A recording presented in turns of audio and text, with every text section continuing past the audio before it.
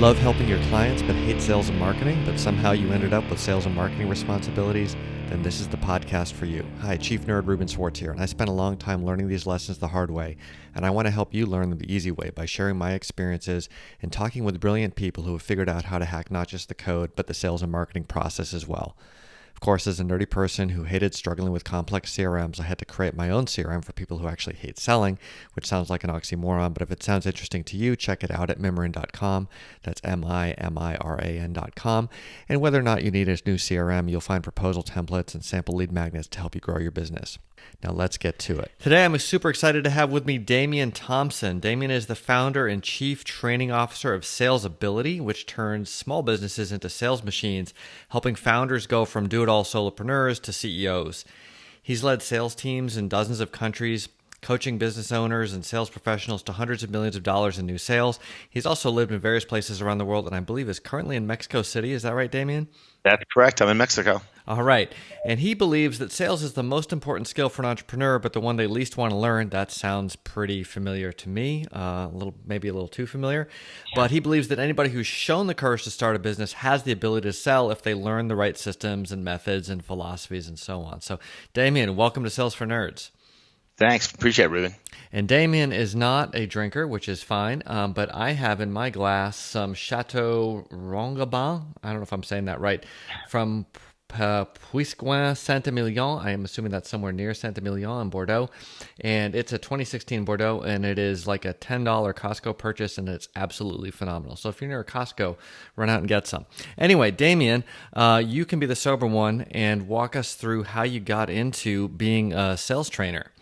Yeah, so I've been selling for a long time. I guess it's the kind of cliched story. I've been hustling from an early age.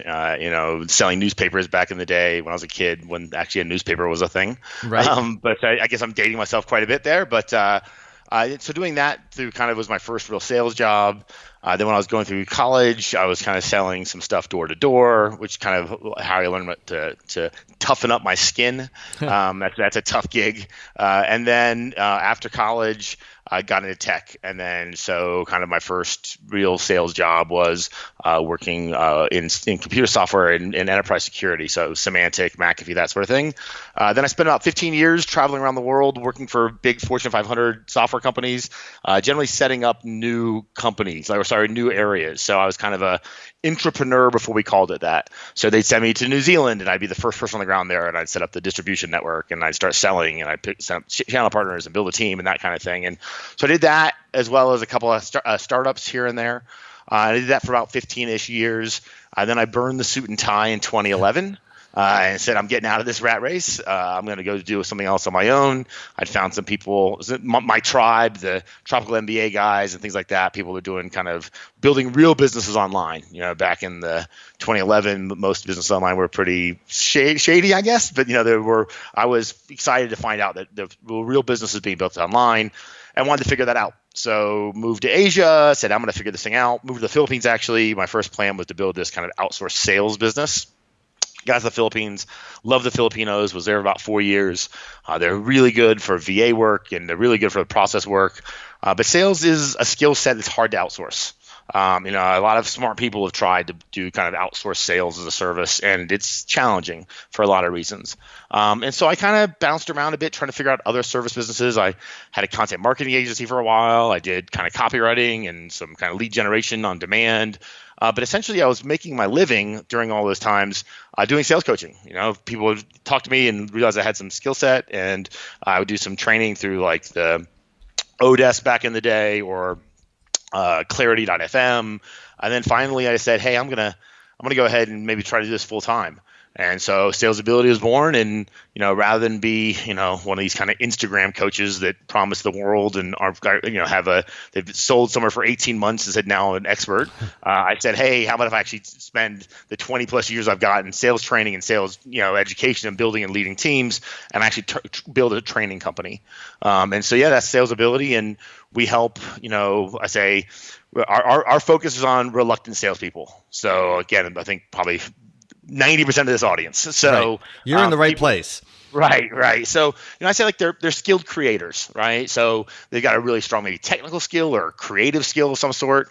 They figured out, they're good enough that people pay them money to do it. And then generally they maybe go off on their own. They build an agency or a small business, or maybe they're doing a side hustle. But they're kind of learning how to sell that service they're really good at, or that skill they're really good at.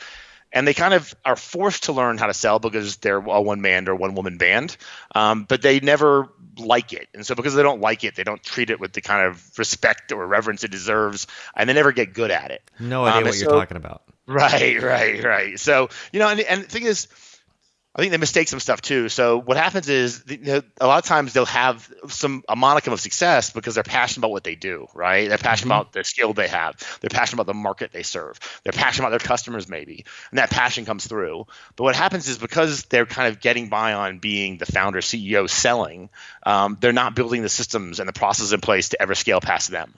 So what's happened is they're doing a job they don't really want to do, but they're not doing it well enough that they can actually hand it off to somebody else.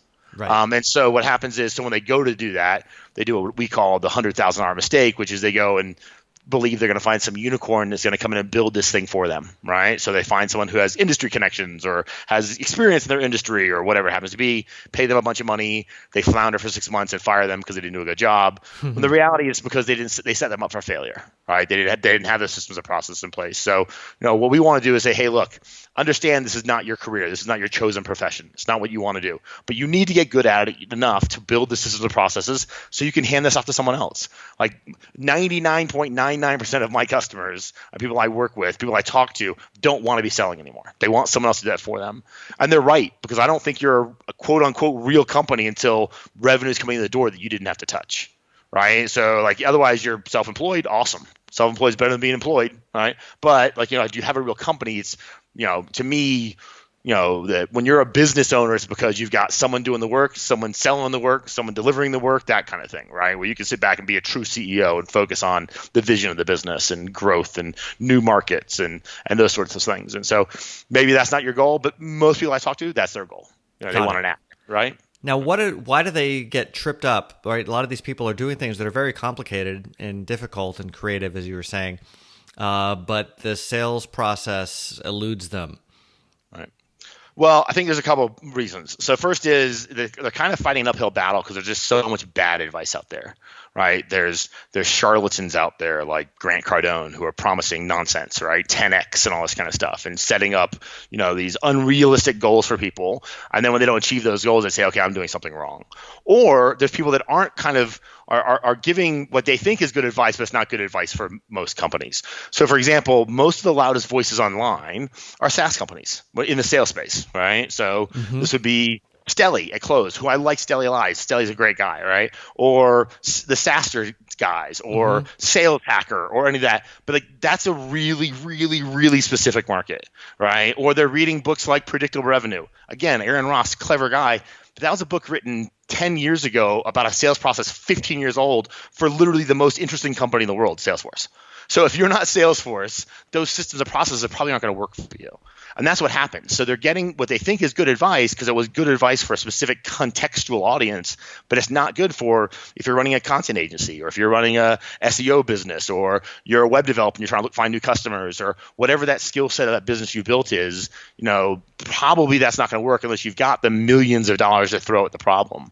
And that's the other thing, right? A lot of these businesses, they don't have to operate the same way we do, right? 99% of small businesses, or businesses have to operate in reality, right? Cash flow, you have to make a profit or the lights go off, right? But VC-backed ones don't. And unfortunately, they're the loudest. And so they're the ones out there talking the most. They're the ones talking the loudest, the ones that are, frankly, doing it the slickest. And so people are thinking they're taking good advice when it's really not good for them. In full disclosure, Aaron Ross was on the show a couple episodes back talking about From Impossible to Inevitable, his second book. And I think it very much is a book aimed at Silicon Valley. But one of the things that I actually really like about it is I feel like there are a lot of lessons in there that do apply to the non-Silicon Valley, non-VC funded firms. But you're right, if you just take it as the direct playbook and try to start running it, it's not going to work well. Yeah, and again, I think, so I single him out because I think Aaron's in it for the right reasons. I think he believes a lot of he does. And I think he brought a lot of good ideas to kind of the forefront. And I think that, I think one of the things that Predictable Revenue has done, which is great, is help people realize that sales is a process. It's not magic, You're not born to do this, right? Right. There's natural born salesman. That's nonsense. That's BS, right? Can I swear? Because I'm going to swear if I You get can swear. allowed to. Okay. But it's nonsense, right? It's a process, and that's why a lot of times what I see is people have really good success once they grok it, once they comprehend they have to get good at this, and they're willing to kind of put the work in. People who do well are engineers, project managers, people who are process oriented, do really well at selling when they realize that selling is not about tricking somebody or being slick or talking fast or any of those kind of things. It's about finding a market that has a problem that you can help them fix and helping them understand that you're the best solution for them. And that's not through tricks or through any of that. It is a process. So I think that's great. One of my biggest issues with predictable revenue is the over kind of hyper personalized or hyper kind of focused sales roles that they think works, like this SDR, AE, that kind of thing, which again works really well if you got a bunch of money to throw at the problem. But what you're going to start seeing now is you're going to start seeing people get back to the old school way of selling, which is like, look, if you're a small business, you can't afford to have someone who's only responsible for doing outbound, and someone who's only responsible for doing demos or proposals or presentations, and someone who's only responsible for managing the client afterwards. That works really well in big companies. And that's, again, kind of one of the underlying problems here. And like the market opportunity, frankly, I think for me is that the small business market is very underserved here because almost all sales training is aimed at big companies selling to other big companies. Yep. And even when it's aimed at VC or smaller companies, understand that startups, and I've run 3 of them, startups act like enterprises. They act like big companies because they want to become big companies, right? And so what happens is they kind of act as if from day one. So that's not how small businesses operate. And again, like I don't think it's it's not snake oil or anything like that. It's not meant to be disingenuous. It's just people write about what they know, they talk about what they know, and unfortunately, what they know is a very tiny, tiny corner of the world. But again, they're the loudest and have the loudest voices and the biggest megaphones and the best platforms, and so that information permeates more than the other stuff. Well, and that was one of the problems I had when I started my company, right? I was like, oh, I need to know how to do sales. Let me buy some sales books. And I literally had this book. I'm looking behind me to see if I still have it. Hopefully I got rid of it. But it was about like the number one sales rep at Microsoft. Right. And I'm like, well, obviously he had a lot. I was smart enough to know he had a lot of advantages I didn't have, but I was like, surely he's got a system that works great. And, there were like 18 checklists and this and that and the other thing. And I hated it. And I felt like I was completely not being myself. And that, along with like the 10 other sales books I bought, you're right. They were all aimed at, congratulations, you just joined the Microsoft sales team. Here's how we do things. They weren't like, hey, you've got your own business and you're going to spend 80% of your time serving clients, hopefully.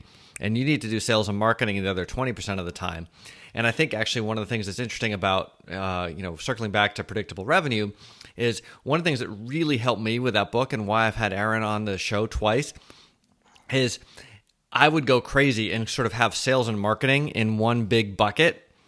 And I would spend half my time trying to figure out which part of sales and marketing I was doing instead of using my precious time wisely. And one of the things that his book helped me do is say, okay, I'm going to be in different modes in different times, right? I'm going to spend an hour prospecting. I'm going to spend an hour writing proposals. I'm going to spend an hour doing calls, etc. And when I'm in that mode, I'm only worried about those tasks. I'm not worried about all of sales and marketing. And for me, that was tremendously helpful. But you're right, I couldn't go out and hire an SDR and a marketing person and this and that and the other thing and have them all doing it full time. That would have been great, but that wasn't an option for me. I still think the lesson is applicable if you apply it properly. No, and I think that that's important. I think that's beyond sales. Like one of the biggest things I see when I work with clients is just how poor their time management is. And again, like this goes back to a lot of just bad information. There's no such thing as multitasking. That does not exist. It does not exist in computers. It does not exist in our brains. One thing is happening at one time. Now, it can happen so fast it feels like things are happening multiple times, but actually only one thing can happen at one time. And so what I look at, and so I do the same thing. So from 8:30 a.m. So from 8 to 8:30 every morning, I call it GTD. I get in, I review all my tasks, I review all what I've got, all my to-dos, all that kind of stuff, and I schedule appointments. From 8:30 to 10 every day, Monday through Friday, that's when I do my biz dev and my follow-up. It's blocked out, it's in my calendar. No one can book a meeting there, no one can do anything else, right? And in that mode, I'm in sales mode. I'm in SDR, BDR, lead gen mode. That's where my head is, right? And then when I'm done with that, I go do something else, right? And that's the way I run my day. Now, I learned to do that as a sales rep. I learned to do that as an enterprise account manager when I'd have these big deals, because what I found was I got tired of the peaks and valleys of, hey, spend a bunch of time doing lead gen. This is how almost everyone does lead gen. Do a bunch of time doing lead gen, fill up the pipeline, stop doing it because it's painful, and then start focusing on the pipeline, sell, make some money, and then feast, famine, over and over again. Been right? And there. so what I learned, yeah, everyone has. And so what I learned as a sales rep, a decade ago was, hey, I need to be doing a little bit of lead gen every single day, even if I've got a full pipeline. Yep. Right. And because I'm planting seeds for later. So again, I think Aaron's awesome. I think there are some great concepts in there, the spear and the net and that kind of stuff. I think there's some great stuff there. Just again, you got to be a little careful, right, of who you're taking advice from. And it's the same on the other side. So it's either you've got sales advice that's big companies selling to big companies, or it's sales advice for real estate agents and insurance agents. Right. Right. And so but hey, what if you've got a service business that you want to grow from $100,000 a year to $1 million a year? Like, how do you sell? Right. There's not a whole lot of sales books out there for that. So those are, that's kind of the tribe of people that I serve, and I think you serve as well. What should these folks do? How do they get started? How do they get their heads in the right place? And how do they put processes in place so that they can actually be successful? Perfect. So I'm going to go the other way because I'm going to be a contrarian here. I'm going to tell them the things they shouldn't be doing, they're probably doing. Okay. So here's watch. I'm going to be like 10 for 10 on this checklist. Right. They're going to be. This is pretty common, and there's a couple of them here. The first is, we'll talk about kind of, and I'm a nerd, you're a nerd, I know this, people listening are nerds. And when I say nerd, I nerd out. Like, I love technology. My marketing manager calls me a SaaS hole. All right, because there's every new SaaS out there I've got to play with. I've tried every CRM. I mean, I've literally tried hundreds, right, at this point. So I love playing with software. However, right, here's the problem. Here's the first thing almost everyone does that I talk to. They're trying to automate too much. Okay, so while automation is awesome, and frankly, automation is one of the greatest sales. It levels the playing field, right? So in the old days, your job as a sales rep or as a business owner was to educate your market. Right. So when someone had a need, they'd go out and talk to the 3-4 biggest vendors they could find. They'd bring them in and they'd educate them about ERP or CRM or whatever it happened to be. Well, now that's gone. The internet does that better than the sales rep can. So now what your job is as a sales rep, right, is to kind of understand where your customer is and what they need and how to help them and maybe even filter that fire hose. Right. And so I love automation. Big fan. But you can't automate empathy. You can't automate, insight, right? And so what I want to do is I want to use automation as a tool to support you. I don't want to think. So I don't think, right? When I move somebody from one sales stage to another, I've got it automatically will create a task for me so I've got all this great task automation that's happening, but I'm still doing the work. Okay. Right? And so what I see too much here is this is the cold email, perfect example. Marketers ruin everything, right? So cold email is still a very effective way to actually engage your audience. If you do it one-to-one, take some time, research your target, put the work in, multiple attempts, all that kind of stuff, right? Manually do it, right? Which no one's going to do because it's too hard. So instead what everyone does is they automate this thing, connect it to the Gmail account, and send out hundreds of emails and blast out to the world. And everybody does it, right? So it becomes less effective. Yep. And it's the same with everything else, right? So it's about kind of trying to do too much, right? And so they're trying to automate too much. Another one I see a lot, especially for this audience probably, is a fear of the telephone. Yes. Now when I say the telephone, I don't care, Skype, VoIP, whatever you want to call it, actually talking to somebody. Yep. Okay. It is literally the greatest selling tool available is the phone or Zoom or whatever you want to use. Okay. Like, stop trying to run away from it. If you sell anything, right, that's worth $1,000 or more, pick up the damn phone. Okay. Now, don't pick up the phone from the very beginning. I'm not saying you have to cold call. I'm not saying you've got to call all the time. I'm saying that when someone's gotten into your funnel, when someone showed interest, right, get on the phone and talk to them. Right. That's how you're going to convey you're a real person. That's how you're going to stand out from the rest of the world. Because that's the other thing, right? Your competition is no longer everyone in your local neighborhood. It's not even everyone who is, if you're an SEO agency, it's not every other SEO agency. It's literally anything else that person could spend money on, right? Or time and attention on. Right, absolutely. And so why can you demand their time and attention if you're not willing to give your own time and attention, right? And your time and attention is the phone, right? So that's another big one I see a lot. And again, like it is crazy to me how much we think people are going to respond to, a form on a website. And then, from that, I'm going to send them a proposal and then business is just going to walk in the door. It's just not the way the world works. All right. And I think it's you who told me this phrase years ago. Email is for marketing. The phone is for sales. Is that you? That's me. Yeah. And I've got to credit you. That is one of the most powerful insights in, 10 words or whatever it is that I've heard about sales. And it just answers so many dilemmas, so many questions, right? If I'm like, oh, I'm about to send an email about a sales. No. I'm in a sales cycle with this person. I give them a call. Right. And it's Period. funny because It's easy. yeah, it's it. And that's good. That's the heuristic, right? Am I asking for money? Yeah, then do it on a phone call, right? And so to me, it's the phone replaces having to get on a plane and fly around. Like in the bad old days of even the 2000s, Right. if you sold anything of value, your customers kind of wanted to see you in person. Yep. Right. And so that way, either if you're small, that's why most small businesses focus locally because they could travel locally easier. Or if like you're a bigger company, like literally you'd live on a plane, Yep. right? You'd be in and out of airports all the time. And now you don't have to do that. Now I can fire up Zoom and they can see my face and and we can talk and it's amazing, right? And it's replaced. So you're so much more effective now doing it. So the next thing I see a lot is, and I'm going to preface this a little bit because I think there's a lot of backlash to this right now, but it shouldn't be. So the big thing, a problem I see as well is they don't charge enough. Mm-hmm. Now I want to clarify this because now it's really cool. People say, hey, charge more is such bad advice. That's just not true. It is the best advice you're ever going to hear, right? So what's Jay Abraham's thing? There's only 3 ways to make money.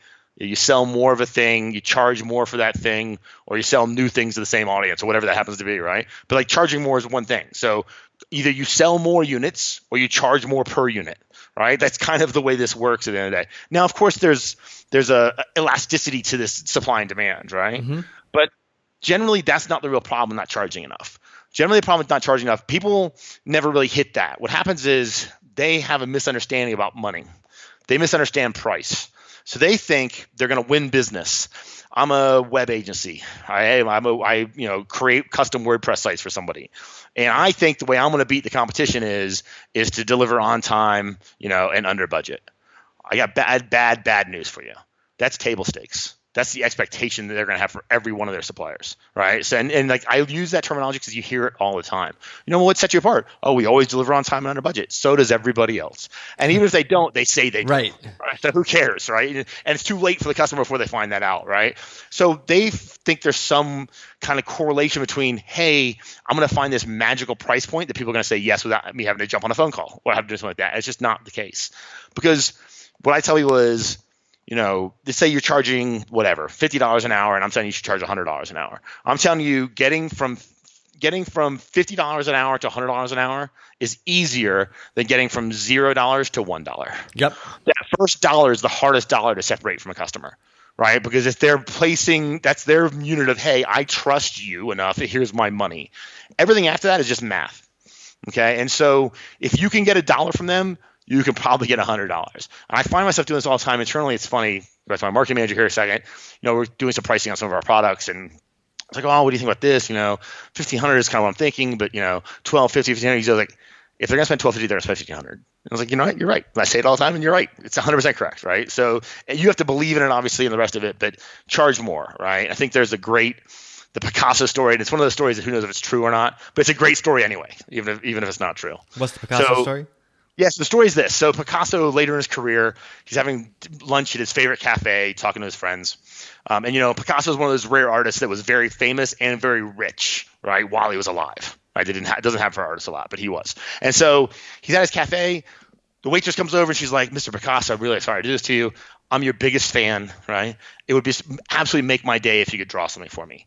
And he goes, my dear, sorry, I can't do that right now. I'm having lunch with my friends. Da, da, da. She goes away. She comes back again. Look, I really don't want to bother you, but really, if this would make my life. Like this would be a story I tell my grandchildren about. I had this. So she persists, and finally, Picasso says, okay, fine. Grabs his napkin, grabs a pen, doodles something on the on the napkin, holds it up to show her. Says, what do you think of this, my dear? And she goes, oh, that's amazing. This is going to be, oh, you've changed my life. And she reaches to grab it. And Picasso says, oh, no. He goes, that's going to be $1,000. And she goes, what? $1,000? It took you 5 minutes to do that. He goes, no. It took me a lifetime to be able to do this in 5 minutes. Mm-hmm. Right? And so that's the thing. We misunderstand the value of what we sell. And that's the thing. You aren't selling your time.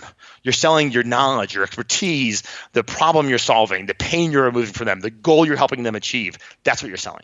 Well, and what they're buying is really the important part that determines how much they're willing to pay, which 100%. May have very little to do with what you think you're selling if you're not paying attention in the sales cycle. Right. So that goes into this why it's never about price, because it should be about you understanding their intent. Right? What is their intent? What is the problem you're helping to solve? Right? Or what is the goal you're helping them reach? Right? The deeper and more meaningful you can make those two things, the more likely you're going to get them to say yes, full stop, and also help pay more money to you, right? But then there's the second piece that everyone forgets. So everyone talks problems or pains or discovery calls, and this is all becoming pretty standard now. But the big part they skip is that, okay, well, look, I'm going to do a call, whatever I want to call that, strategy session or, discovery call, whatever you want to call it. But I'm going to talk to them, find out what their problems are, how I'm going to help them solve a problem. And then they jump into, oh, here's how we help you solve that problem. Here's how we do it. Here's the process. Here's the price. They skipped a huge step. That huge step in the middle, you have to establish consequences for inaction. Mm-hmm. Your biggest competitor is not the other SEO agency. It's not the other content writer. It's not the other company that does what you do. Your biggest competitor is status quo. Yep. Your biggest competitor is do nothing, make no change at all. Change is difficult. Change is not easy. Now, I'm 15 pounds overweight. I know what I have to do. I have to eat healthier, and I've got to go to the gym more, right? I know it. I know that I should do this. I know I should do it. I even might tell myself I want to do it. But you know what? I don't want it bad enough to actually do it.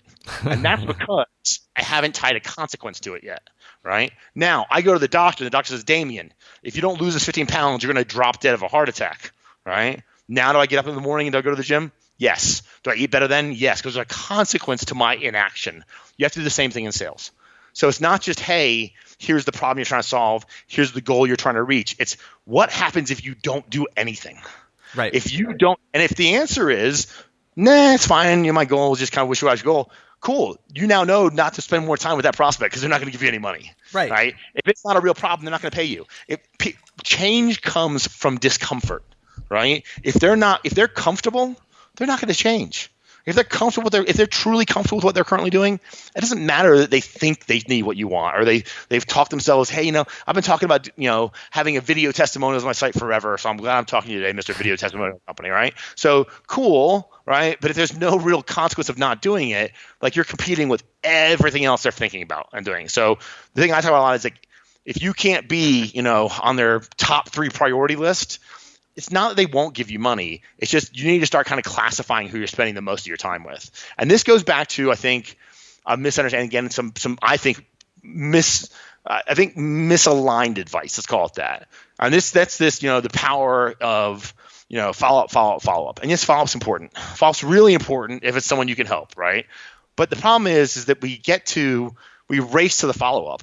Why not spend more time at the very beginning finding out whether someone actually we should be following up with? Right? Let's spend more time at the beginning qualifying to see if we can determine what their intent is, determine why they're trying to do this. Is it important enough for them to do it? Right? Can we establish a consequence of them not taking action? Right? Those kind of questions happening more. And the reason why I don't do it is it's uncomfortable. It's uncomfortable to talk to frankly, a stranger, right? And ask them hard questions. But here's what happens when you actually own this. You will stand out from 99% of everyone you're competing against because they're not doing that. They're all showing up and doing the same thing. Asking just enough questions to put a proposal together. Well, the other thing I realized when I was starting out was I didn't want to exclude anybody because if somebody was a maybe, they were like kind of sort of in my pipeline, and my pipeline looked bigger. And it took me a long time to realize that I was deluding myself and wasting a bunch of time, and that the faster I could get to a no, the better. That was like almost as good as getting to a yes, because then I could just save all my time and focus on the people who I could actually help. And the folks that were a no, maybe there was someone else that could help them, that I could refer them to. But I was kind of being greedy with them because I thought maybe, someday they're going to come around to me for that, you're going to lose the 15 pounds or whatever. And it was just such a waste of time. And it also put all this ridiculous stress on me as a seller, because I thought I was supposed to go close these people that I could never close because they were the wrong people. Right. And here's what happens when you're not a professional salesperson, right? When you haven't owned the idea that if you're a CEO or you're a business owner, you're now a professional salesperson. You haven't owned that yet in your head yet. What happens is you start equating all of that with the why you don't like sales. Right. You don't like sales because you're doing it wrong. Right. You don't like sales because you feel like an asshole who's stalking people all the time because that's what you're doing. Right. Like you're constantly following somebody up with no value being given. Right? Hey, have you read the proposal yet? Hey, have you thought about the proposal yet? Hey, you said you were going to read the proposal last week. What world is there any value in that conversation? Right? And so that's the problem. So again, I think follow up is really important, but I think follow with people that you can help, right? And that have said to you, hey, we need help. right? Right. Legitimately said that, right? Because then, yeah, life gets in the way, and maybe you're priority 4 on their list, not priority 1 or 2. So that means it's going to take a little bit longer for them to finally, say yes and give you the money, right? And that's absolutely worth it. But if you're priority 101 on their list, they're never going to get to you, and there's nothing you can do. And so now what happens is now you feel bad because you're stalking them, so they're ghosting you. You feel bad, so you stop doing it, or you do it ineffectually. Then you start thinking bad about everyone else you've got to follow up. Now you're painting. So now you've gone to this kind of head trash tailspin, Yes. right? Where you're just like, sales sucks, right? Yep. And like, well, yep, it does if you do it that way, right? And this kind of goes to my biggest last point, which is kind of 2 points, but it's not having a plan, right? And so obviously, I'm a sales trainer. I've got a sales system, and I believe in sales systems, and obviously I like mine. But I don't care if you don't use mine. Use something and be consistent with it. Because here's the magic that happens when you have a sales system and you follow consistently. Because if you're following consistently, it means you buy into it. If you buy into it, here's 2 things that happen. I'm going to give everyone on this call, everyone who's listening, some power. I'm going to make them love sales tomorrow. You are in control. Stop not being in control. Okay? Just because somebody asks you for something doesn't mean you have to give it to them. Someone who shows up on your website or is a referral or whatever, meet in real life, I don't care, and they want to know how much you cost and how it works and all the rest of it and wants a proposal, you don't owe them anything. You don't owe them a proposal. You owe them to find out, hey, is this real, right? Do you actually need help here? Is this going to be a problem? You as a sales professional, your job is, or as a founder of a business and you're taking on the sales role, your job is to help customers make the right decision. And sometimes, a lot of times that won't be you. Yep. All right. So cool. That's awesome. Own that. Go in there and say, hey, I'm going to be a trusted advisor. From now on, I'm not pitching my stuff. I'm not pitching anything. I'm going to come in. I'm going to understand, hey, what problems do you have? Because here, when I have a crystal clear idea of, I know who I help, the market I serve, and how I serve them. Those are the 2 things I know very, very well. Right. And so if I know those 2 things, then I'll talk to people and I'll say, and here's the power you get. You can be halfway in that discovery call and say, you know what? I don't think we're a good fit. Here's why. All right. Magic happens. When you're now taking all the pressure off yourself that everybody's a prospect and everybody's, you got to follow up with everybody the same way. It just gives you this kind of just freedom, right, to actually find the people that you can really serve. But also what it does is it makes you a peer, right? You're not being bullied by your prospects anymore. All of a sudden it's like, hey, no, I'm like, they think they know what they're doing. There's an old David Sandler quote, which I love, which is, sales is a Broadway play put on by a psychiatrist. And it means, you've got a lot of roles to play, but also like, when someone goes to therapy, right, and they say, hey, I'm having problems sleeping, right? Well, the problem isn't they're sleeping. The problem is, their mother didn't love them enough, or whatever it ends up being, right? But Right. like you got to peel back layers of onion to get to the real issue. They don't know what the real problem is. It's the same with your prospects. They show up saying, hey, I want link building services so I can be the first page of Google. Is that really the problem, right? Or is the problem, hey, I'm not getting enough leads, and here's the problem that's happening when I'm not getting those leads, and here's the things I haven't done yet, and here's what I need to do better. So like, don't we let prospects come and prescribe to us what they want from us, and then if we fall on step here, this is exactly what happens. And the sad part is, most people I work with before they start working with me, those are the prospects that they're most excited about, which are the ones they should be least excited about. Because they're happy to just take up tons of your time. Super keen. Awesome. Jump on every call you want to do. Show up. They're pumped. Man, I'm so excited. I've been wanting to do SEO link building services for years now. I'm so excited I can finally do this. Hey, let's talk. And they'll get to the nitty gritty and they'll want to deep dive and they'll want to talk. What do you want to do here? How we're going to do this? How we're going to do that? You get the proposal and you'll follow up and follow up and follow up and follow up and follow up. And then nothing will ever happen. And nothing's happening because they're not happening on their end. They're not doing anything. They didn't choose a competitive SEO agency. They decided not to do anything, right? And so that happens again and again and again because you didn't bring them a sales system, a sales process that you believe in enough to keep them on track. You have to help them get out of their own way a lot of times. You've got to help them solve a real problem, right? And if you can't define that real problem, then, if you can't define anyone's real problem, then maybe you've got a product problem, right? You need to find a better service. But if it's individually, most people listening to this have a business that they're good at. They've got customers who love them, right? And they're building this business through referrals or through kind of networking or whatever, and they're just enough to keep the lights on a lot of times, right? And the problem is that so they don't have a product problem. They don't even have a service delivery problem. Well, they've got a problem. They've got a sales problem, right? The sales problem is they're too reliant on that because they're not willing to go put the same effort into, building out their sales process. So they did say, hey, I'm now running this agency. I now need people to help me do the actual work, right? Because I can't sell and do the work and grow the business or everything else. And so a lot of times what happens first is they'll say, okay, I'm going to get some operational help first. Totally makes sense, right? And then when they get to the sales, they say, okay, well, now I'm going to do the same thing on sales, but I'm going to go hire this magical person to come and do this for me. They didn't do that on the operational side, right? Because this is the kind of, e-myth stuff, right? So you're an SEO expert. You know what you're doing. When you go out and hire an SEO person to come and do the work for you, you have a process in place. You've got SOPs. You can tell me exactly what to do and why to do it and why you do it this way and how you do it this, all the rest of it. And they inherit all that. And of course they have success then. And then when you bring a salesperson in, they come in and say, here's your phone number and here's your login to the CRM. Go. Right. And then of course they fail. Right. If they have a CRM. Right. Here's access to the Google spreadsheet. Right. And email address, whatever. So, and then they're always amazed. And then inevitably they complain, oh, it's really hard to hire salespeople. No, it's not. I've hired hundreds of them in my career. Big thing I do now is help companies hire them. Hiring is not hard. Setting up the systems and processes in your business for them to have success, that's hard. All right. Especially when you don't know where to start. So we did a bunch of things that we were not supposed to do. And I think I can check off the having done all of those things at some point. What should people do? Okay, I get it. And you mentioned something really powerful earlier, which is if sales is important to you, you got to put time in your calendar to do it, right? I've seen so many people who start a business and they're like, oh, I need to spend time on sales. How much time do you spend last week? Oh, I don't know. How much time do you think you need? Oh, like 5 hours a week. I'd be killing it. Well, how much time do you have in your calendar? Right? 20. Right. Yeah. No time. There's no time booked for sales in my calendar, so I'm not actually doing sales. What do you know? Yeah.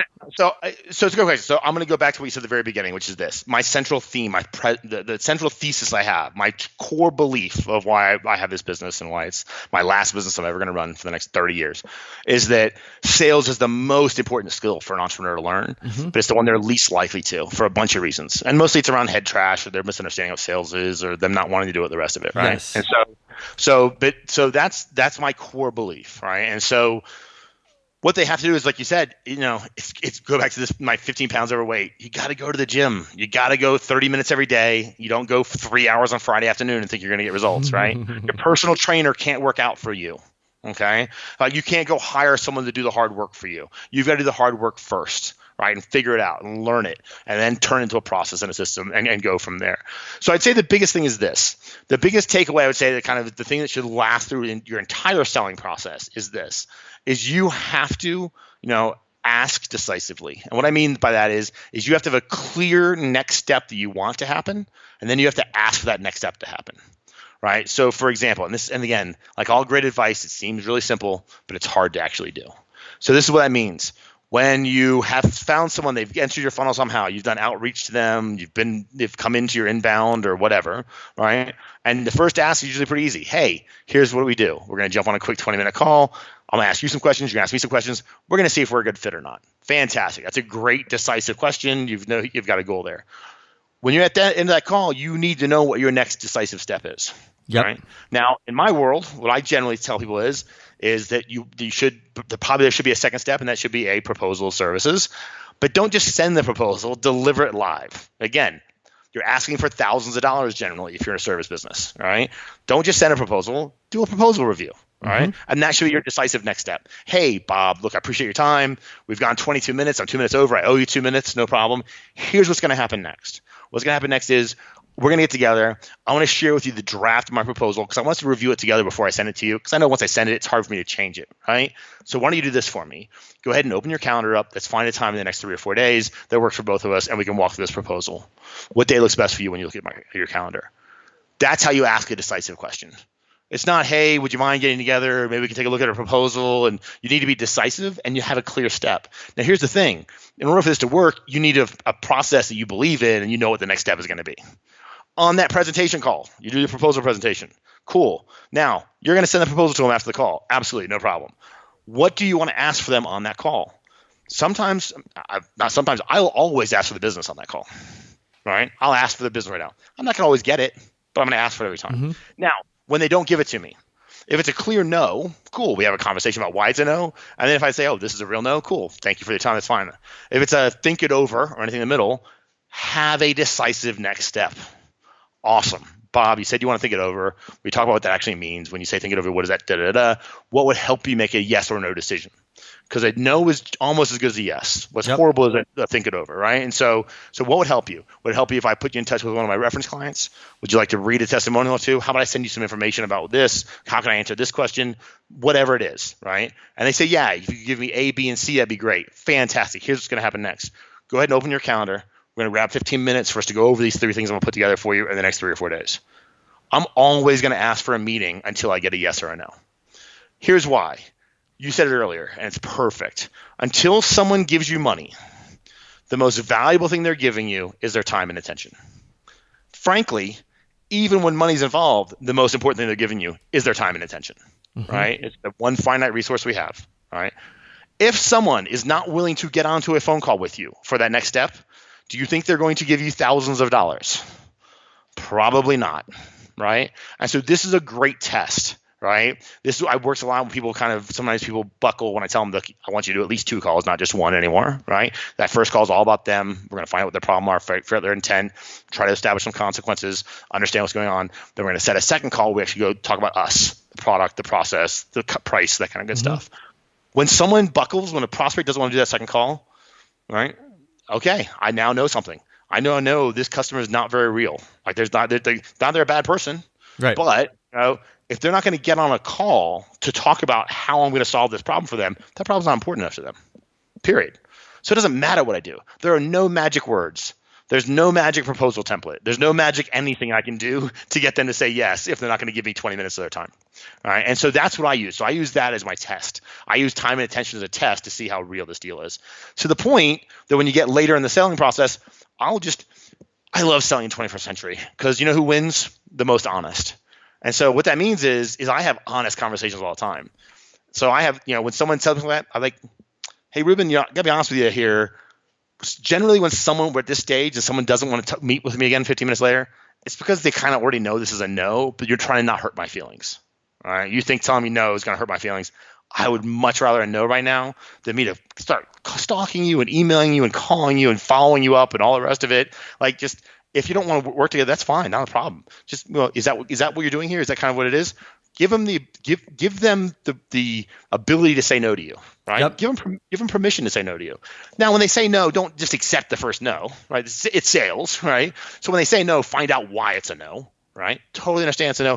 Can I just ask, what were you expecting, right? What could I have done differently? And I always treat it as I always take full responsibility. So it's not, hey, you're saying no because you're a bad person. It's, hey, you're saying no because I haven't done a good enough job of understanding your problems or a good enough job of showing you how I can help you solve those problems or a good enough job making you trust me that I can solve those problems for you. But at the end of the day, it's my responsibility. And I tell them that. So what have I done here? What can I do better next time? If I could just learn from you real quick, and again, like phrase it as I'm here to get some knowledge, some expertise from them, not I'm trying to hammer home this deal with you, right? But have that clear next step that you want to happen. And then when that doesn't happen, still define a clear next step. And a clear next step is not, I'll follow up in a couple of days. That is not a clear next step. A clear next step is we're going to get on a call in 3 days from now, right? And the agenda is going to be X.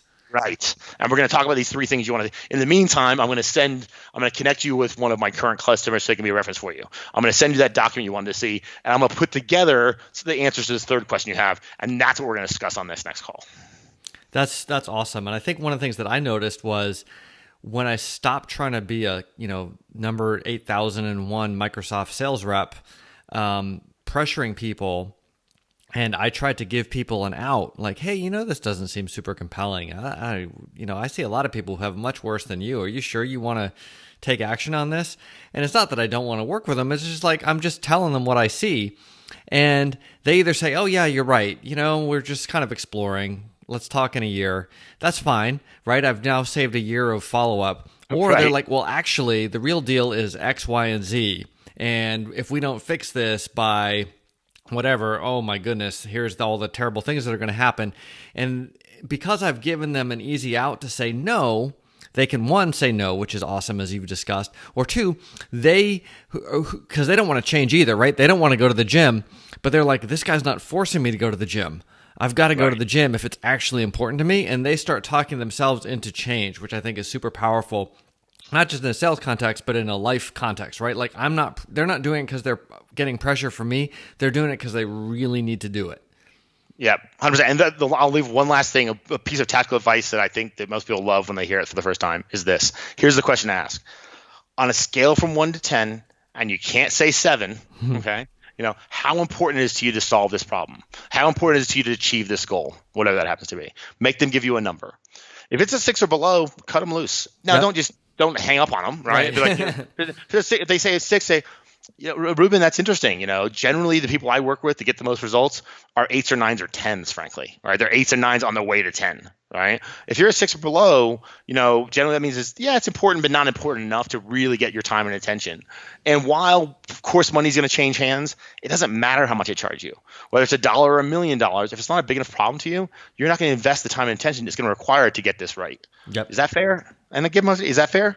Yeah, I'd like to solve it, but there's so many other things on my plate right now that I care about. Fantastic. Look what you've done. And I like your line. I'll usually, you just saved me a year of stalking you, following up forever, right? Yep. That's fantastic. Awesome. Not a problem, right? And then if it's an 8 or 9 or a 10, fantastic. And then your follow-up there is always the same. They say 8, great. Why isn't it 8? It's a 9, great. Why is it a 9? Make them declare again why that number is that number. Absolutely. And, I think I want to emphasize the phone is for sales. Pick up the goddamn phone and call people. It took me forever to be able to do that. Damian, thank you for just embedding that phrase in my mind, because it is so powerful and so useful. And not only does it lead to more sales, but I just have more cool conversations with people because I'm a lot more willing to pick up the phone. As an introvert, it's a little bit, it was really weird for me to decide I was going to do that instead of emailing. And it is so much better. Just freaking do it. Trust me on this. Now, Damian, I've got to run. You've got to run. But where can people find you if they want to find out more about Salesability? Yeah, so salesability.com, SALESABILITY.com. You can email me. I'll answer emails. So Damian@salesability.co or .com, either one works. And then what I would say is, if you'd like some deeper information on some of these mistakes, if you go to salesability.com/mistakes, salesability.com/mistakes, there's a 20-minute video I put together. You've got to enter your email, but that's it. Doesn't cost anything. Going through this, it's me talking over a slide deck I did at a presentation that gets a lot of good feedback. Talks a little bit deeper about some of these problems and mistakes and what you can do to fix it. Awesome. And if you're driving or whatever and are having trouble spelling Salesability, we will have links in the show notes. Perfect. Thanks so much, Damian. Ruben, I appreciate your time, man. Cheers.